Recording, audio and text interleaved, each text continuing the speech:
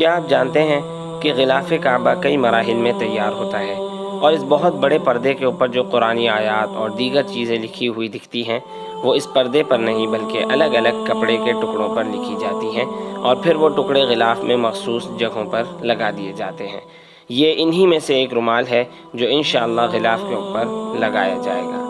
और इसी तरह के चंद मुख्तलिफ़ रुमाल मुख्तलिफ़ जगहों पर रख दिए गए हैं ताकि लोग आकर अपनी ये ख्वाहिश पूरी कर सकें। इन्हीं में से एक जगह मक्कतुल मुकर्रमा के हरम में भी मौजूद है। ये जगह हरम के अंदर जो नई किंग फहद एक्सपेंशन हुई है वहाँ पर है।